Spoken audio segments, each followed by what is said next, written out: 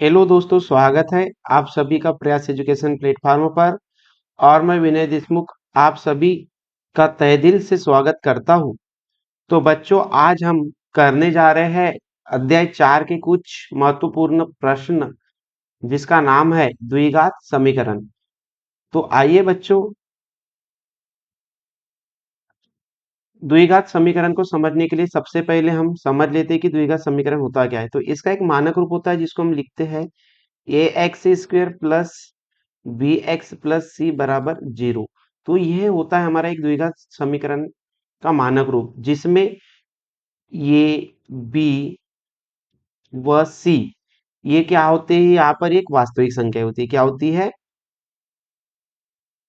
वास्तविक संख्याएं होती है। वास्तविक संख्या होना चाहिए। और ये जो ए है इसका मान होना चाहिए नॉट इक्वल टू 0, मतलब ए का मान कभी भी 0 नहीं होना चाहिए। यदि ए का मान कभी भी 0 होता है तो द्विघात समीकरण में नहीं आएगा। तो चलो बच्चों, ये थी इसकी थोड़ी सी छोटी सी बेसिक जानकारी। अब हम चलते हैं क्वेश्चन के तरफ। तो बच्चों चलो क्वेश्चन की तरफ चलते हैं। तो हमारा क्वेश्चन बोलता है, जांच कीजिए कि क्या निम्न द्विघात समीकरण है।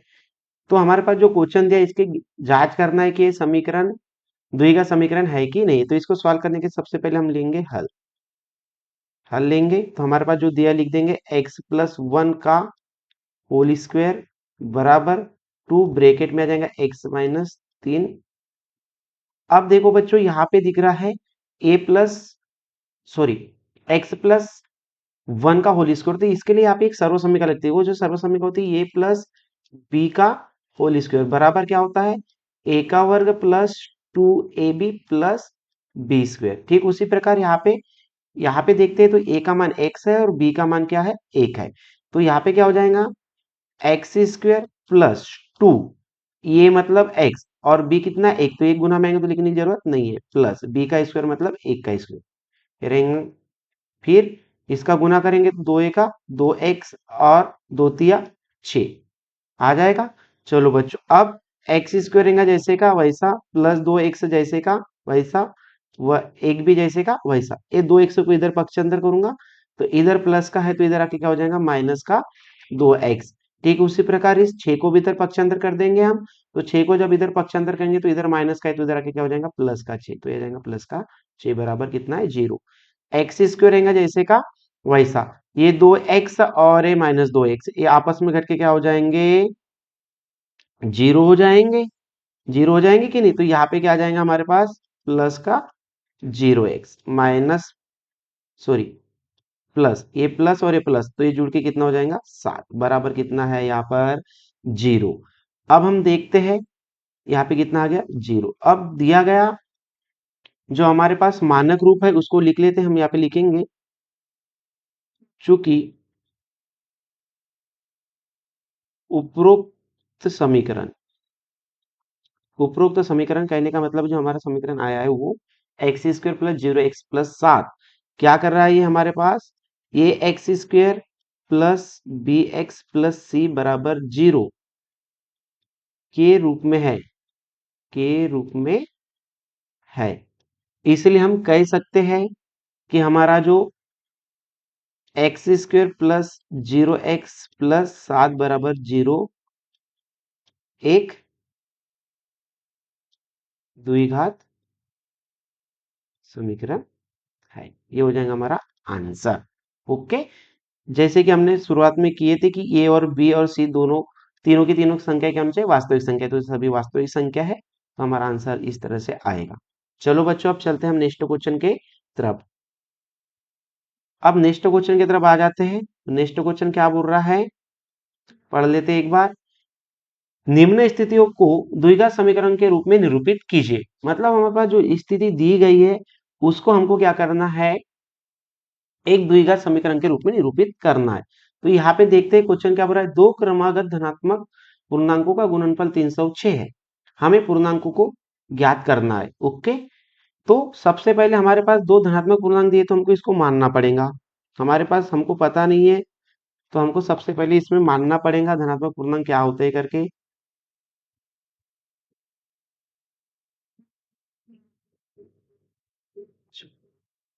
तो धनात्मक पूर्णांक के लिए सबसे पहले लिखते हैं हम हल।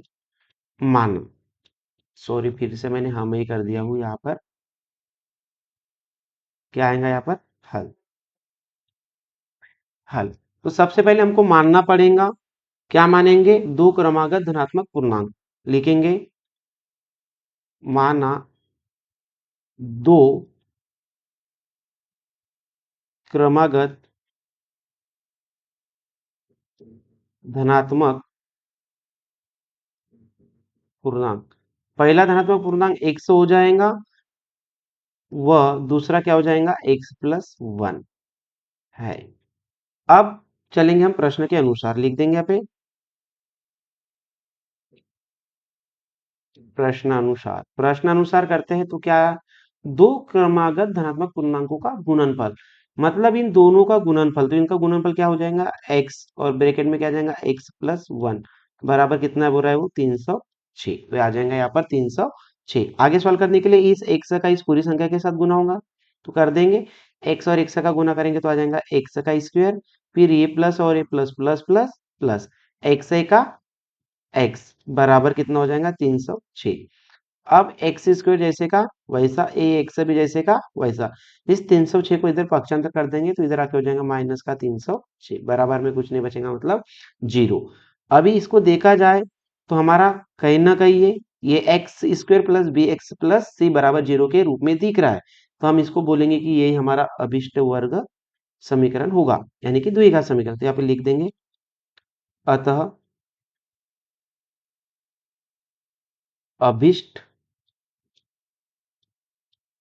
द्विघात समीकरण x square plus x minus का 306 बराबर जीरो होगा। ये फॉलो कर रहा है ना हमारा, ये x square plus b x plus c बराबर जीरो, कहीं ना कहीं इस रूप का है ये। तो ये हमारा क्या हो जाएगा? आंसर। चलो बच्चों, अब चलते हैं हम दूसरे क्वेश्चन की तरफ।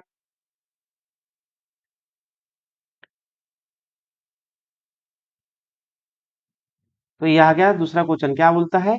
द्विघात समीकरण 6x² माइनस एक्स माइनस 2 बराबर जीरो के मूल ज्ञात कीजिए। तो हमारा क्वेश्चन बोल रहा है कि जो हमारे पास समीकरण दिया गया है इसके मूल ज्ञात करना है। तो इसके मूल ज्ञात करने के लिए हमको इसके गुणनखंड तोड़ना होगा। तो गुणनखंड तोड़ने के लिए चलो आगे इसको सॉल्व करेंगे हम। हल लेंगे, जो दिया है वो लिख देंगे। 6x² माइनस एक्स माइनस का 2 बराबर जीरो। तो इसके गुणनखंड तोड़ने के लिए सबसे पहले तो इस 6 का गुना करना पड़ेगा इस 2 के साथ, तो हमारे पास कितना आ जाएगा? 12। अब 12 के गुणनखंड तोड़ देंगे, 4 गुना 3, 4 3 12। अब इनके ऐसे गुणनखंड लेना होता है जिनको आपस में जोड़ या घटाए, तो कितना आना चाहिए? बीच वाला मान। तो बीच वाला मान कितना है? 1x, एक आना चाहिए। तो देखो 4 में से 3 जाएंगे तो कितना आएगा? 1। मतलब ये हमारे गुणनखंड काम में आएंगे। जैसे कि इसका और एक गुणनखंड होता है 6 गुना 2, 6 दूनी 12 तो होता है, लेकिन 6 और 2 को आपस को जोड़ेंगे तो कितना आएगा? 8। बीच में 8 है क्या? नहीं। इनको घटाएंगे तो कितना आएगा? 4। बीच में 4 है क्या? नहीं। तो ये हमारे गुणनखंड काम के नहीं हो गए, हमारे गुणनखंड काम का यही होगा। तो आगे चलेंगे, इसको लिख देंगे 6x² माइनस जैसे का वैसा। इसके आगे गुणांक में 1 है, इसको 1 न लिखते हम क्या करेंगे? 4 माइनस 3, क्योंकि इनको आपस में घटाने पर कितना मिलेगा हमको? 1। अभी सिर्फ लिखने का ही तरीका बदले, बाकी जैसे का वैसा ही है। -2 जैसे का वैसा बराबर जीरो। 6x² रहेगा जैसे का वैसा। याद देखते हैं तो ये माइनस चिन्ह भी गुना में है और एक्स भी इनके साथ गुना में है। तो इनको सॉल्व करने के लिए क्या करेंगे? ये माइनस और इसके आगे का प्लस, माइनस प्लस माइनस, और 4 का एक्स के साथ गुना होगा तो 4x, और माइनस माइनस कितना हो जाएगा? प्लस। तो 3 का 3x, और -2 जैसे का वैसा बराबर जीरो। अब यहाँ पे ये दो पद लेंगे और यहाँ से ये दो पद लेंगे और यहाँ से क्या निकालेंगे? कॉमन। जब कॉमन निकालेंगे तो यहाँ पे 6x² है और यहाँ पे 4x है, दोनों के पास तो x कॉमन दिख रहा है, तो x भी निकल जाएगा। और ये 6 और 4 में एक चीज कॉमन दिख रही है, वो क्या है? 2। तो यहाँ से कॉमन निकलेगा 2x। जब यहाँ से 2x निकल गया तो 2 का भाग दे दो 6 में, तो कितना बच रहा है? 2 तिया 6, तो यहाँ पे कितना बचेगा? 3। यहाँ पे 2x थे, एक x निकल गया तो x, माइनस यहाँ से x निकल गया तो और 2, तो यहाँ पे कितना बचेगा? 2। यहाँ पे प्लस आ रहा है तो लिख देंगे प्लस। तो यहाँ से कुछ भी चीज कॉमन नहीं निकलती तो हमेशा कॉमन क्या निकलेगा? 1। जब कोई कॉमन नहीं निकलता तो 1 निकलता है, ये रहेगा 3x -2 जैसे का वैसा बराबर कितना हो जाएगा? जीरो। अब देखते हैं ब्रैकेट में दोनों चीजें क्या दिख रही है, कॉमन। तो यहाँ से एक कॉमन ले लेंगे, समान है तो क्या कॉमन आ जाएगा, 3x - 2। और हमारे पास इसको कॉमन निकालने में क्या बच गया, 2x प्लस का 1 बराबर 0। अब हम क्या करेंगे, अब शून्य निकालना है इसके, सॉरी शून्य या मूल बोलो, बात एक ही होती है ना। शून्य चले जाएंगे बहुपद में, यहाँ पे क्या निकालना है, मूल। तो अब मूल निकालने के लिए क्या करेंगे हम, 3x - 2 बराबर 0 रखेंगे, तथा 2x + 1 बराबर भी क्या रखेंगे, 0 रखेंगे। आगे सवाल करेंगे, 3x बराबर, ये -2 को इधर पक्ष अंदर करूँ तो इधर क्या हो जाएगा, +2। ठीक है, फिर x रहेगा जैसे का वैसा, इसका जोड़ी संख्या जाएंगे बटे के नीचे, तो 2 बटे कितना हो जाएगा, 3। ठीक है, ठीक उसी प्रकार यहाँ पे 2x रहेगा जैसे का वैसा, इस एक को इधर पक्ष अंदर करूँ तो -1, x रहेगा जैसे का वैसा, -1 के बटे में क्या आ जाएगा, 2। अब इसको आगे सवाल किए तो हम देखते हैं, हमारे पास दोनों के क्या आ गए, सॉरी, दोनों के दोनों हमारे पास क्या आ गए, मूल। तो हम इसको लास्ट में लिख सकते हैं, अतः समीकरण के मूल 2/3 व -1/2 होंगे। तो बच्चों इस तरह से था हमारा ये क्वेश्चन। चलेंगे अब नेक्स्ट क्वेश्चन की तरफ।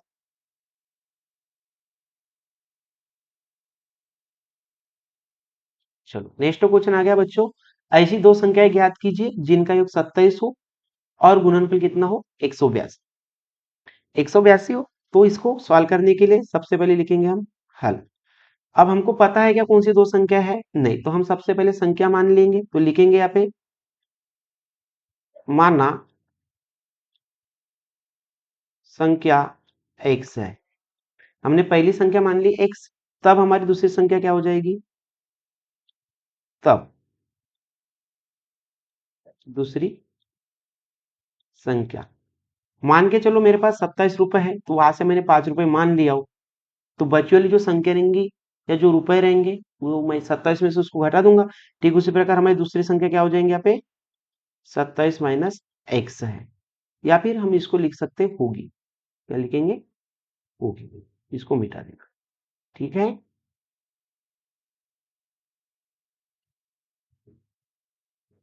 चलो आगे चलते हैं हम लोग।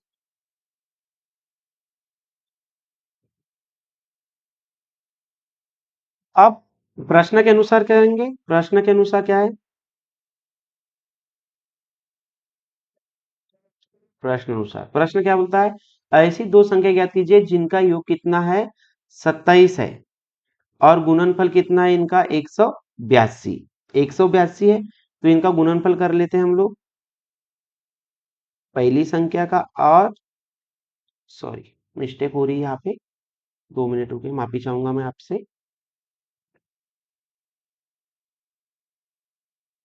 चलो, तो प्रश्न के अनुसार चलते हैं, तो इनका गुणनफल कितना दिया है हमारे पास, 182, तो इसका गुणनफल 182 दिया है, तो हम क्या करेंगे, x और 27 - 1 से इन दोनों संख्याओं का आपस में क्या कर देंगे, गुना, और इनका गुणनफल कितना आता है, बोलता है 182।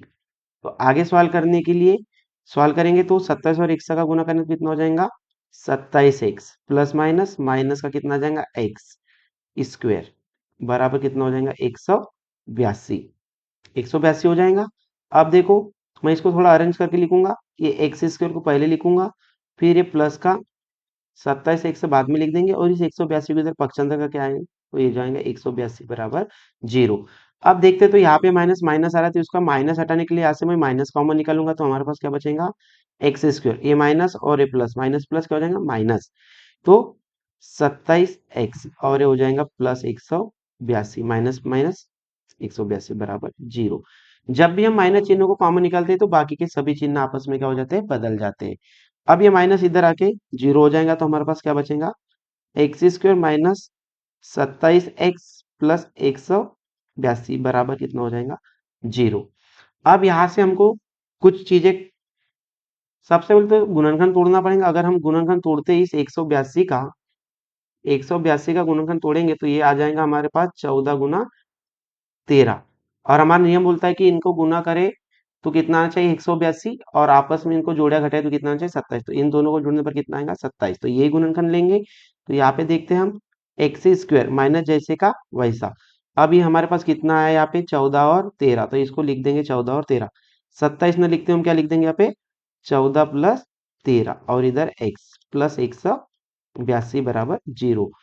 अब यहाँ पे 27 था, हमें 27 न लिखते, 27 की जगह क्या लिख ले हैं 13 और 14 को जोड़ दिए, तो बात एक ही है और अपने आप में अभी भी 27 है। आगे चलते हैं एक्स स्क्वायर, ये माइनस और ये प्लस, माइनस प्लस कितना हो जाएगा माइनस, कितना आ जाएगा 14 और 1 का गुना होगा तो x, फिर से माइनस प्लस माइनस 13 एक 13x, ओके, प्लस कितना 182 बराबर 0।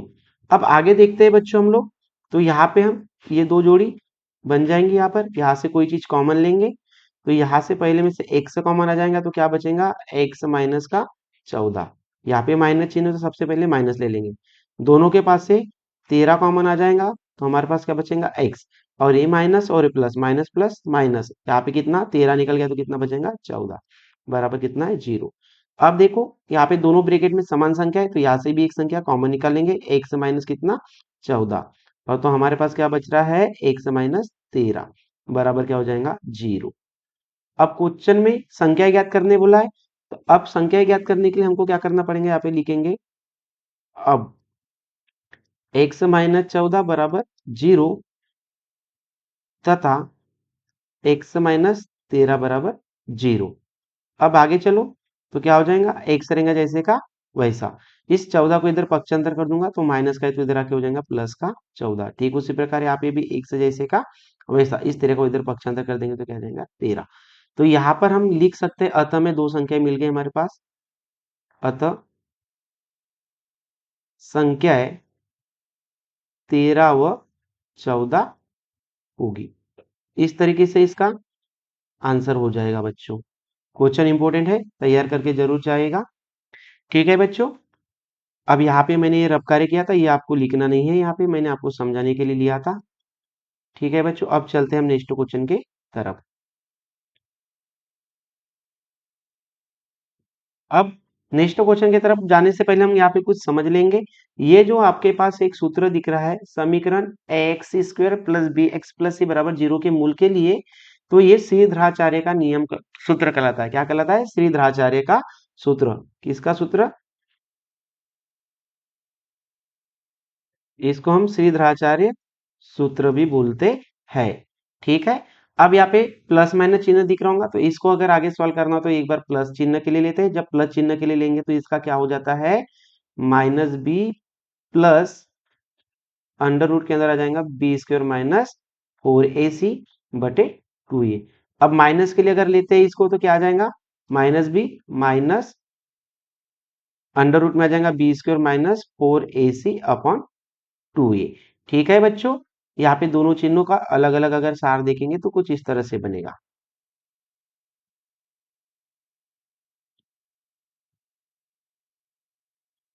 अब यहाँ पे आपको अतः में एक चीज दिख रही होंगी, द्विघात समीकरण a x square plus b x plus c बराबर 0 के। अब ये मूलों की प्रकृति जानने के लिए होता है, तो मूलों की प्रकृति यहाँ पे क्या बोलता है, दो भिन्न वास्तविक मूल होते हैं यदि, अब यहाँ पे जो आपको दिख रहा है बी स्क्वायर माइनस 4ac, ये विविध कर का सूत्र होता है। विविध कर को हम किससे दर्शाते हैं, डी, डी बराबर हमारा सूत्र क्या होता है बी स्क्वायर माइनस 4ac। अब यहाँ पे देखते हैं तो इसको हम डायरेक्ट में लिख भी सकते हैं क्या, डी बड़ा है किससे, 0 से। यदि विविध कर का मान 0 से बड़ा आता है तो वहां दो वास्तविक मूल होते हैं। यदि दोनों के मान यानी कि बराबर यानी कि 0 0 आता है, यदि विविध कर का मान 0 आता है तो वहां पे दो बराबर वास्तविक मूल होते हैं।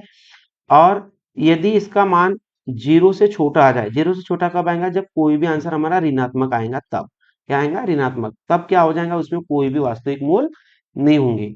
तो बच्चों ये तीनों के तीनों नियम की हमको आगे के क्वेश्चनों में जरूरत पड़ने वाली है, इसलिए मैंने आपको ये अभी समझा दिया हूँ। उम्मीद है आपको समझ में आया होगा। वापस से एक बार बता देता हूँ, यदि डी का मान 0 से बड़ा है तो दो भिन्न वास्तविक मूल होते हैं।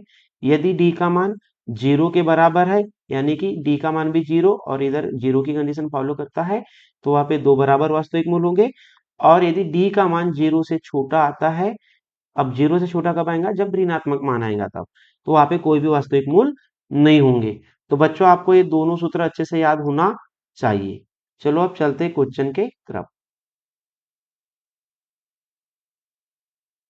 तो बच्चों अभी हमारे पास क्वेश्चन आ गया है, नेक्स्ट क्वेश्चन लेते हैं। तो क्या बोलता है, निम्नलिखित द्विघात समीकरणों के मूलों की प्रकृति ज्ञात कीजिए, यदि मूलों का अस्तित्व हो तो उन्हें ज्ञात कीजिए।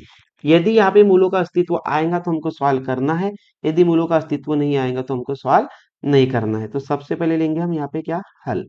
हल लेते हैं। तो यहाँ पर हम लिख लेंगे पहले जो दिया है, क्या दिया है, 2x² माइनस 3x प्लस 5 बराबर कितना है, 0। अब देखते हैं यहाँ पे, ये x² plus b x plus c बराबर 0 से हम तुलना करते हैं तो हम पाते हैं कि यहाँ पे a बराबर हो जाएगा 2, b बराबर हो जाएगा -3, व c बराबर कितना हो जाएगा, 5। अब मूलों की प्रकृति ज्ञात करने के लिए क्या बोलता है, यदि दो मूलों का अस्तित्व हो तो उन्हें ज्ञात करना है। ठीक है, तो हमारे पास विविध कर का एक सूत्र होता है, हम जिसको लिखेंगे विविध कर, जिसको हम किससे दर्शाते हैं, डी से। क्या होता है हमारे पास, b² माइनस 4ac। तो देखो b² b की जगह आ जाएगा, b का मान -3, यहाँ पे 2 की घात है तो यहाँ पे 2 की घात, -4 है तो 4, a की जगह a का मान 2 गुना c की जगह c का मान कितना है, 5। आगे चलेंगे, ये माइनस की घात है और 2 की घात है तो माइनस माइनस तो प्लस हो जाएंगे, और 3 का पर 2 की घात मतलब 9, माइनस 4 दूनी 8 और 8 पंजे 40। तो इसको सॉल्व करने पर कितना आ गया, 40। अब आगे चलो, तो यहाँ पे देखते हैं 9 और माइनस का क्या है, 40, आपस में घटा देंगे तो कितना आएगा, 31। और बड़ी संख्या के आगे चिन्ह कौन सा है, माइनस, तो यहाँ पे भी क्या आएगा, माइनस। अब देखो यहाँ पे डी का मान क्या आ रहा है, ऋणात्मक आ रहा है, तो हम यहाँ पे लिख सकते हैं इसको, चूंकि हमारे पास क्या था, b² माइनस 4ac, इसका जो मान है वो 0 से क्या है, बहुत छोटा है। तो यहाँ पे कोई वास्तविक मूल होंगे क्या, नहीं, तो यहाँ पे लिखेंगे अतः समीकरण के कोई वास्तविक मूल नहीं होंगे। जब वास्तविक मूल नहीं होंगे तो उसका आगे सवाल करने की जरूरत है क्या, नहीं, तो यही हमारा आंसर हो जाएगा। चलो बच्चों अब हम चलते हैं नेक्स्ट क्वेश्चन के तरफ। तो हमारा नेक्स्ट क्वेश्चन है ये। चलो बच्चों अब नेक्स्ट क्वेश्चन हमारे पास आ चुका है। नेक्स्ट क्वेश्चन में क्या दिया है, निम्न प्रत्येक द्विघात समीकरण में के का ऐसा मान ज्ञात कीजिए कि उसके दो बराबर मूल हो। के का हमको ऐसा मान ज्ञात करना है कि उसके क्या आ जाए, दो बराबर मूल आ जाए। तो चलो बच्चों सबसे पहले लिखेंगे यहाँ पर हल। ये वाला क्वेश्चन हो गया है हमारा, ये क्वेश्चन है, हल लेंगे। हल लेते हैं तो हम सबसे पहले लिख लेते हैं जो दिया है वो, क्या दिया है, 2x² प्लस के एक्स प्लस 3 बराबर 0।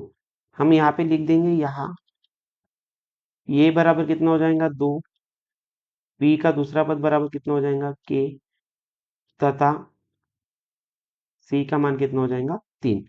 अब क्वेश्चन में बोला है उसके दो बराबर मूल हो, तो हम यहाँ पे लिखेंगे चूंकि दो बराबर मूल होने के लिए, दो बराबर मूल होने के लिए हमारे पास कंडीशन थी, अभी मैंने बताया था आपको, b² माइनस 4ac बराबर कितना है, 0। चलो आगे कर लेंगे, b² दिया है मतलब यहाँ पे क्या आ जाएगा, के, तो इसके ऊपर 2 की घात है तो यहाँ पे 2 की घात 4 गुना a का मान कितना है, 2 गुना c का मान कितना है, 3 बराबर कितना है, 0। के स्क्वायर रहेगा जैसे का वैसा, माइनस भी जैसे का वैसा, 4 दूनी 8 और 8 तिया 24, इसको सॉल्व करने पर कितना मिल गया, 24 बराबर 0। के स्क्वायर जैसे का वैसा, इस -24 को इधर पक्षांतर कर दो, कितना आ जाएगा, 24 प्लस का आ जाएगा, ये के का वर्ग हटाने के लिए इधर क्या लगा जाएंगे, वर्गमूल लगा देंगे, क्या लगा देंगे, वर्गमूल। तो यहाँ पे हम देखते हैं, क्या देखते हैं, अतः के का मान 2 वर्गमूल 6 होगा। अब बच्चों आपको यहाँ पे डाउट आ रहा होगा कि ये 2 वर्गमूल 6 कैसे है, तो इसको आगे हम सॉल्व करते हैं। तो क्या मैं ये 24 को अगर आपस में लिखना चाहूँ तो 6 गुना 4 लिख सकता हूँ। यहाँ पे 4 का जब हम वर्गमूल ज्ञात करते हैं तो कितना आता है, 2, इसलिए हमारा आंसर क्या हो जाएगा, के बराबर, यानी कि के का मान क्या हो जाएगा, 2 करनी 6 ये हमारा आंसर होगा। चलो बच्चों अब नेक्स्ट क्वेश्चन की तरफ चलते हैं। तो बच्चों हमारे ये इतने ही क्वेश्चन थे आज के लिए इतने ही क्वेश्चन। आप सभी लोगों का बहुत बहुत धन्यवाद इतना समय देने के लिए। उम्मीद है आप सभी लोगों को सारे क्वेश्चन अच्छे से समझ में आए होंगे और एक बार जरूर पढ़ के चले जाना। पेपर में आएंगे जरूर यहाँ से कुछ ना कुछ क्वेश्चन। ठीक है बच्चों, आज के लिए इतना ही। आगे की क्लास में देखेंगे बाकी सब। आप सभी का धन्यवाद।